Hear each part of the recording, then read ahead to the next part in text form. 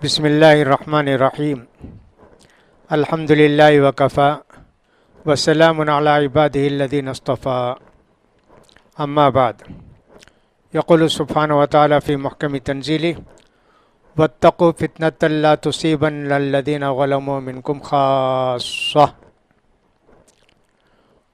व फ़ी हदीसिल इरबाद इब्न सारियत रज़ियल्लाहु तआला अन्हु क़ाल क़ाल रसूलुल्लाह सल्लल्लाहु अलैहि वसल्लम अला व इन्न मन याइश मिनकुम बादी फसयरा इख्तिलाफन कसीरा व अलैकुम बिसुन्नती व सुन्नतिल खुलफ़ाइर राशिदीन अल महदीयीन तमस्सकू बिहा व अज़ू अलैहा बिन नवाजिज़ इला आखिरिल हदीस। आप सारे भाई और बहनों का स्टडी इस्लाम में इस्तक़बाल है। आज हम हालात हाजिरा पर चंद बातें बोलना चाहते हैं। इस वक्त पूरी दुनिया में सारे लोगों के दिलों में, ख़ासकर मुसलमानों के दिलों में एक खौफ है, एक दहशत है, एक डर है, एक हैरानी है, एक परेशानी है। हमारा मुल्क हो या कोई दूसरा मुल्क हो, हमारे मुल्क में अंदरूनी तौर पर भी एक दहशत है और एक तरह का डर है, खौफ है। और बाहर की बातें सुनकर भी बहुत सारे लोग हैरान हैं कि या अल्लाह हम करें क्या। एक मुसलमान तो हसास होता है, कुछ भी नहीं समझ में आए तो अल्लाह से तौफीक की दुआ करता है, या अल्लाह सही बात समझा दे, सही बात बता दे। जो सच्चे लोग हैं अल्लाह तो उनकी मदद कर। आज हमारे मुल्क के अंदर तो बहुत सारी बातें हैं, उनको तो आप जानते भी हैं, लेकिन ज़रा दूर की बातें आम तौर पर समझ में नहीं आती हैं, मालूम नहीं होती हैं। और गलत लोगों की बात सुनने से हमारे दिल के अंदर गलत ख़यालात पैदा हो जाते हैं, जिसकी वजह से गुमराही हो जाती है। जैसे आजकल यमन में लड़ाई हो रही है। अब बहुत सारे लोग ये समझते हैं कि साहब यमन में लड़ाई हो रही है, ये मुसलमान आपस में लड़ रहे हैं और सब इतना खून बहा रहे हैं, इतनी ताकत ज़ाय कर रहे हैं। ये मुसलमानों के आपस की लड़ाई नहीं है, बल्कि मुसलमानों की और एक तरह से काफिरों की लड़ाई है। ये हमको बहुत इसकी हकीकत जानने के लिए बहुत दूर जाना पड़ेगा, उसको समझने की कोशिश करनी चाहिए कि ये जो यमन के अंदर ये कबीला है, हूसी कबीला, हूसी कहते हैं इनको। ये लोग मुसलमानों को कत्ल कर रहे हैं, मुसलमानों को मार रहे हैं, और थोड़े होकर भी पूरे यमन पर उनको कब्ज़ा हो गया करीब करीब। कौन है इसके पीछे? इसके पीछे हैं ईरान भी, इसराइल भी और अमेरिका भी, और सब सारी सरतरतें समझिए कि बरतानिया और फ्रांस और सब साथ हैं। मकसद क्या है? इस्लाम को मिटाना। युरीदून लियुत्फ़िउ नूरल्लाहि बिअफ़वाहिहिम। ये लोग इस्लाम को ख़त्म करने के लिए एड़ी चोटी का ज़ोर लगाते हैं, लेकिन अल्लाह ताला अपने दीन को बचाएगा, कुरान का ये वादा है। दूसरी बात ये फरमाई नबी अल्लाह ताला ने, ऐसे फितने से, अजाब से बचो, सिर्फ ज़ालिमों को नहीं आएगा, तुमको भी आएगा। इसलिए कि तुमने ज़ालिमों को नहीं रोका, ज़ालिमों का हाथ पकड़ा नहीं, ज़ालिम जुल्म करते रहे, तुम देखते रहे, न दुआ की न बद्दुआ की, इसलिए तुम भी मारे जाओगे और तुम पर भी अजाब होगा। एक साहबी इरबाद इब्न सारिया, वो एक हदीस बयान करते हैं जो तिरमिज़ी के अंदर है। कहते हैं कि एक मरतबे नबी करीम सल्लल्लाहु अलैहि वसल्लम ने वास कहा, बड़ा पुरतासीर वास, आँखें सब डिबडिबा गईं, रोने लगे साहबा, दिल सब दहशत के मारे अजीब होने लगे। तो साहबा ने दरख्वास्त किया कि अल्लाह के रसूल कुछ नसीहत फरमाइए ना। तो अल्लाह के रसूल ने नसीहत फरमाई। उन नसीहतों में से एक नसीहत फरमाई, मेरे बाद फितने बहुत आएंगे, बहुत सारे इख्तिलाफात होंगे, तुम क्या करोगे? मेरे तरीक़े को देखो और खुलफ़ाए राशिदीन के तरीक़े को देखो, मजबूती के साथ थाम लो, दूसरी बिदअतों का सब साथ मत दो। ये नबी करीम सल्लल्लाहु अलैहि वसल्लम ने हमको हिदायत फरमाई। قیامت کے قریب جو فتنے دجال کے آنے سے پہلے آئیں گے اس کی بھی نشاندہی کی نبی کریم صلی اللہ علیہ وسلم نے، ایسے ہوگا ویسے ہوگا، تقریباً سمجھے کہ 20-25 فتنے چھوٹے چھوٹے بتائے۔ دجال جب آئے گا دنیا کا سب سے بڑا فتنہ وہی ہوگا، اسی لیے ہر نماز میں نبی کریم صلی اللہ علیہ وسلم دجال کے فتنے سے اللہ کی حفاظت چاہتے تھے۔ دجال آنے والا ہے، سمجھیے پتہ نہیں کب آئے گا، لیکن نبی کریم صلی اللہ علیہ وسلم آج سے 1400 سال پہلے ہی دجال کے فتنے سے اللہ کی حفاظت چاہتے تھے۔ دنیا کا سب سے بڑا فتنہ دجال، سارے نبیوں نے اپنی اپنی قوم کو دجال کے فتنے سے ڈرایا، آگاہ کیا، لیکن ہمارے پیارے نے بہت تفصیل بتائی۔ ایک تفصیل یہ بھی ہے کہ دجال ایران میں ایک جگہ اصفہان سے نکلے گا، اس کا ساتھ کون دیں گے؟ اصفہان کے 70,000 یہودی ساتھ دیں گے۔ وہ یہودی ہوں گے، ایرانی ہوں گے اصفہان کے، اور سب وہ ڈریس پہنے ہوں گے جس کو طیلسان بولتے، جو پوپ وغیرہ پہنتے اس طرح کا ڈریس۔ دجال نکلے گا اصفہان سے، معلوم یہ ہوا کہ سب سے خطرناک بستی ہے ایران، اور ایران میں بھی اصفہان، لہٰذا دجال کا فتنہ وہاں سے شروع ہوگا۔ تاریخ کی باتیں تھوڑی دیکھیں۔ حضرت عمر رضی اللہ تعالیٰ عنہ کے زمانے میں 2 بڑی سلطنتیں تھیں، اللہ کے رسول کے زمانے میں، حضرت ابو بکر کے زمانے میں اور حضرت عمر کے زمانے میں 2 بڑی سلطنتیں تھیں دنیا میں، ایک روم کی سلطنت، ایک فارس ایران کی سلطنت۔ اللہ کی مہربانی سے دونوں سلطنتوں کو اللہ نے ختم کر دیا، اپنی مہربانی سے مسلمانوں نے ان ممالک کو فتح کر کے اسلام کو پھیلایا۔ اس وقت سے ایک طرح سے دشمنی پیدا ہو گئی، عیسائیوں کو بھی، ایرانیوں کو بھی، فارسیوں کو بھی، مسلمانوں سے، اسلام سے۔ ایک بات یہ ہوئی، نبی کریم صلی اللہ علیہ وسلم کے زمانے میں مدینے میں یہودیوں کے 3 قبیلے رہتے تھے، اور یہ لوگ آئے تھے نبی کریم صلی اللہ علیہ وسلم پر ایمان لانے کے لیے، یمن سے آ کر، یہ لوگ بھی یمن سے آئے تھے، آ کر مدینے میں بس گئے تھے۔ لیکن ہمارے نبی اسحاق علیہ السلام کے خاندان سے نہیں آئے، اسماعیل علیہ السلام کے خاندان سے آئے، اور یہودیوں نے کہا یہ تو دوسرے خاندان سے، ان کو نہیں مانیں گے، اور مسلمانوں کے خلاف دشمنی کرنے لگے۔ معاہدہ توڑا، پیکٹ کیا تو اس کو توڑا، سب کچھ کیا۔ نبی کریم صلی اللہ علیہ وسلم نے تینوں قبیلوں کو سزا دی، 2 قبیلے کو تو مدینے سے نکال کر باہر بھیج دیا، اور یہ قبیلے کو قتل کر کے دفن کر دیا مدینے میں۔ اس لیے یہودیوں کو سب سے بڑی دشمنی مسلمانوں سے، کہ ان لوگوں نے ہم کو تباہ و برباد کیا۔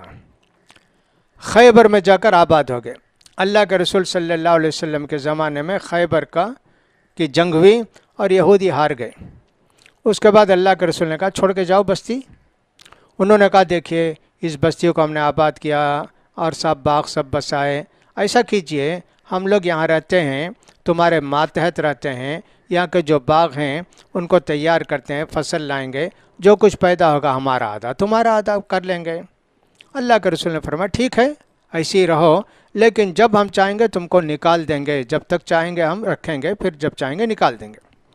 اب ایسے ہی رہتے تھے، لیکن شرارت بہت کرتے تھے۔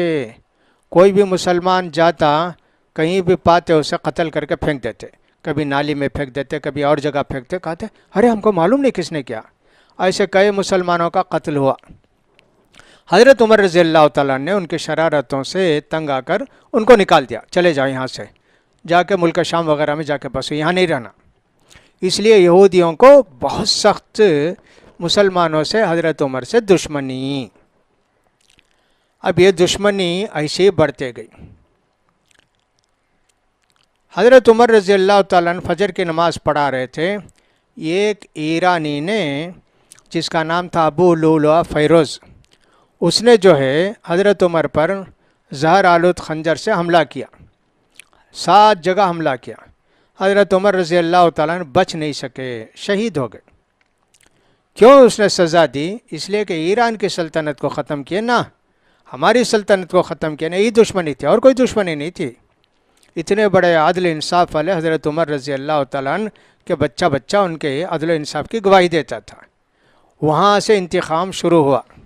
حضرت عمر کے بعد حضرت عثمان رضی اللہ تعالیٰ عنہ خلیفہ بنے۔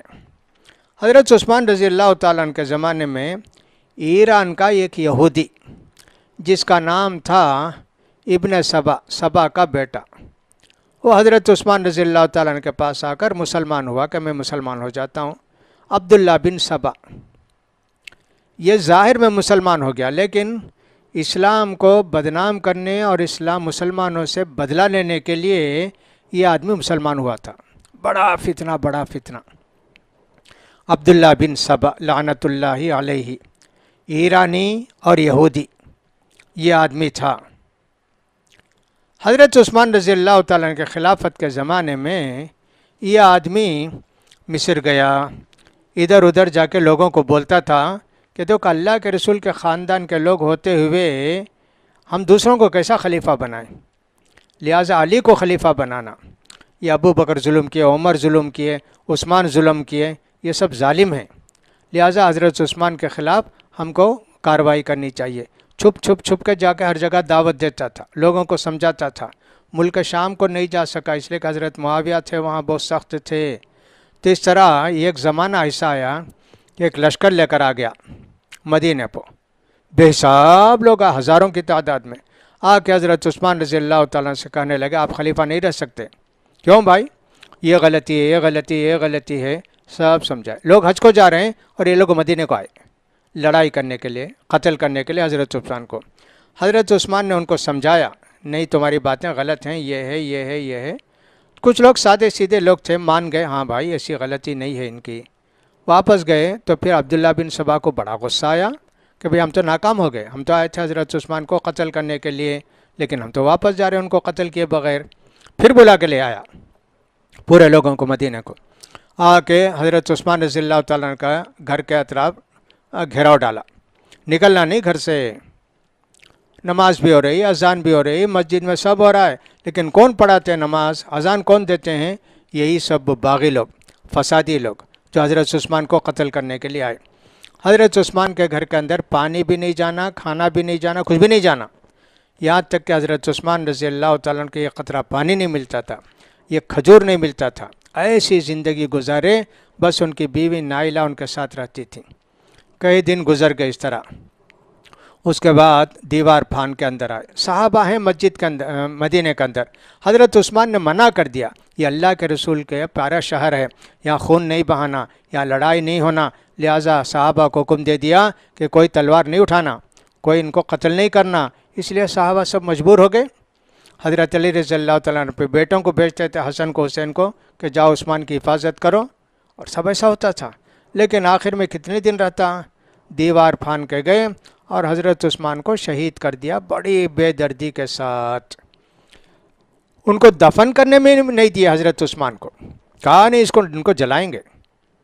کسی طرح رات میں وہ لوگ جو محنت کر کے تھکے نا، لے جا کے رات میں مدینے کے قبرستان میں کنارے لے جا کے چھپا کے دفن کیے۔ اتنے باغی، اتنے شریر کامیاب ہو گئے، حضرت عثمان کو شہید کر دیا۔ اب صحابہ بہت پریشان ہیں، ان کو شہید کر کے فوراً حضرت علی سے کہا کہ آپ خلیفہ بنو۔ حضرت علی نے کہا میں نہیں بنوں گا، کہا نہیں بنتے کہ تم کو بھی قتل کریں گے۔ زبردستی حضرت علی کو خلیفہ بنائے، خلیفہ بنا کر اب کہنے لگے چلو کوفہ کو، یہاں نہیں رہنا مدینے کو۔ حضرت علی بولے نہیں آؤں گا، کہا کہ آتے کہ نہیں تم کو بھی قتل کرنا ان کی طرح۔ مجبور کر کے حضرت علی کو فیملی کے ساتھ پکڑ کے لے گئے، کہاں؟ حضرت فاطمہ کا انتقال ہو گیا تھا نا، اللہ کے رسول کے انتقال کے بعد 6 مہینے کے بعد حضرت علی کی دوسری فیملی کے سارے لوگوں کو لے کر کوفے کو چلے گئے۔ حضرت علی 5 سال رہی، ایک دن بھی مدینے کو نہیں آ سکے، اتنا مجبور کر کے رکھے۔ بہت ستائے حضرت علی کو یہ لوگ، بہت ستائے، بہت، کہیں جا نہیں سکتا حضرت علی، کچھ نہیں کر سکتے۔ کبھی کبھی حضرت علی رضی اللہ تعالیٰ عنہ کہتے ہیں ما لی ولہذا الخبیث الاسود، یا اللہ یہ جو کالا کلوٹا یہودی شیطان صفت انسان ہے عبداللہ بن سبا، اس کا میرے ساتھ کیا تعلق ہے؟ یہ میرے اوپر حکومت کرتا ہے. یہاں تک حضرت علی مجبور ہوئے. اب ان لوگوں نے کیا کیا؟ حضرت علی کو اللہ بنا دیا. بھائی آپ اللہ ہیں، آپ اللہ. کون؟ یہ عبداللہ بن سبا بھی اس کے ماننے والے. حضرت علی کہتے نہیں، کہتے نہیں آپ اللہ ہیں. حضرت علی نے سوچا ان سب کو قتل کرنا ہے. ان کے غلام تھے قنبر کو بولے لکڑیاں لے آؤ جی، آگ جلاؤ جی. آگ جلائے. بولے کون بولتا ہے جی میں اللہ ہوں؟ پکڑ کے ڈالے آگ میں، مارو جی ان کو، جہنم میں ڈالے، دنیا کی جہنم. چلے لیکن یہ بول کر گئے ہاں آپ ہی اللہ ہیں. اس طرح حضرت علی نے اس کالے خبیث عبداللہ بن سبا کو جو یہودی ایرانی تھا اس کو قتل کر دیا، جلا دیا. حضرت عبداللہ بن عباس نے کہا علی قتل کرو لیکن کسی کو مت جلاؤ. حضرت علی نے کہا ٹھیک ہے کسی کو نہیں جلائیں گے. یہاں تک کہ یہی لوگ حضرت علی کو بھی شہید کر دیے. ایسی ان کی خباثتیں اس وقت سے لے کر آج تک مسلمانوں کو تباہ و برباد کرنے کے لیے یہ لوگ ہمیشہ کوشش کرتے ہیں. کون ہیں لوگ؟ ایرانی لوگ، جن کو کہتے ہیں ایرانی، فارسی، شیعہ لوگ. جس آدمی نے کہ حضرت عمر رضی اللہ تعالیٰ عنہ کو شہید کیا، ابو لؤلؤ فیروز، ایران میں اس کی درگاہ ہے اور بہت زوردار اس کا عرس ہوتا ہے اور لوگ جا کے وہاں سجدہ کرتے ہیں اور ان کو فلاں کرتے ہیں. حضرت عمر کا قاتل، اس کی قبر بنا کر ایران میں رکھیں، اس کی درگاہ ہے. نعوذ باللہ. آپ اندازہ کریں کہ ان لوگوں کی اسلام کے ساتھ کس قدر دشمنی ہے. یہاں تک کہ ایک مرتبہ حاجیوں کو 15,000 حاجیوں کو قتل کیا مکے میں اور حجر اسود کو نکال کر لے گئے بحرین کو. وہاں جا کے 7 سال تک 5 سال تک حجر اسود رکھے. کعبہ حجر اسود سے خالی تھا. بعد میں ان کو راضی کر کے پیسہ دے کے سب لیا گیا. پوری تاریخ آپ پڑھیں گے حیران ہو جائیں گے. یہ جو لوگ ہیں جن کو کہ ایرانی کہتے ہیں یا کہ جن کو کہ کہتے ہیں یہودی، مسلمانوں کے کتنے بڑے دشمن ہیں. تو آپ اندازہ کریں آج یہی لوگ حوثی جو ہیں نا یمن کے اندر، یہ وہی ہیں ایرانی، یعنی شیعہ جن کو کہتے ہیں. شیعہ میں کئی فرقے ہیں. ایک زیدی فرقہ ہے جو بہت اچھا فرقہ ہے، یعنی وہ صرف یہ کہتا ہے کہ حضرت علی خلافت کے مستحق تھے، ابو بکر عمر عثمان نے خلافت کی، لیکن ان کو کافر نہیں بولتے، گمراہ نہیں بولتے. کہتے ہیں کہ صاحب انہوں نے حق لے لیا حضرت علی کا، اتنا ہی کہتے ہیں. یمن کے اندر اہل سنت بھی ہیں، شیعہ بھی ہیں، یعنی زیدی شیعہ، دوسرے سب لوگ ہیں، سب مل جل کر رہتے تھے. شادیاں بھی ہوتی تھیں آپس میں، پیار محبت کے ساتھ رہتے تھے، ایک دوسرے کے پیچھے نماز پڑھتے تھے، ایک دوسرے کی جو مسجدیں بھی تھیں، کبھی کوئی اختلاف نہیں تھا. لیکن یہ ایک فرقہ شیعہ کا، اس کو اثنا عشری کہتے ہیں، بہت پکا دشمن، ابو بکر عمر کا اس دشمن. وہ کہتے ہیں کہ اگر ہم کو پہلے حرمین پر قبضہ کرنا ہے، مکہ مدینے پر، اور جا کے مکہ مدینے میں اس ابو بکر عمر دونوں کی لاش کو نکال کے پھانسی دینا ہے اور قبضہ کرنا ہے مکہ مدینہ، اس کو پاک کرنا ہے. اس طرح کی سازشیں ان کی ہیں. آپ اندازہ کریں کہ یہودیوں کی اور ایرانیوں کی کتنی ملی بھگت ہے اور کتنا یہ لوگ ایک دوسرے کے ساتھ ہیں. لہٰذا آج حوثیوں کے ساتھ جو لڑائی ہو رہی ہے وہ یہی لڑائی ہے. اس لیے آپ اس کو ذرا سمجھنے کی کوشش کیجئے. باقی باتیں انشاءاللہ پھر بیان کروں گا.